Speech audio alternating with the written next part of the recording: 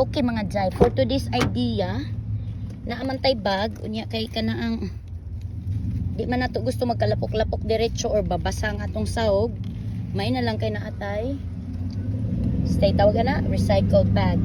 Oh, bisag unsa nilay purpose ana, tanom na siya mga jay. Unya, diri pod atong ablihan ang akong kuan lupa nga askambog ata oy. Na diha kay gigusto na nimo. Gihanga ko all natural garden soil, oh, diba? So, ano yan?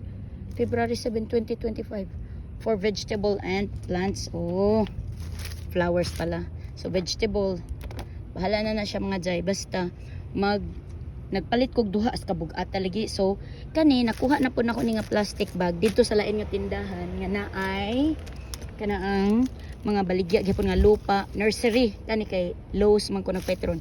Kay daghan man ni siya unya gist kuan man murag feeling nako barato ra siya rire kumpara dito sa pikas lahi po nga klase sa soil na di ba.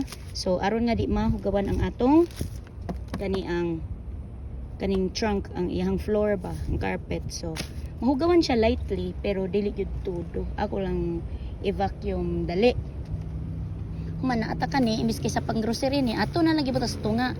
So any function gyapon siya makasave, gyapon siya sa atong mga lapok nga activity.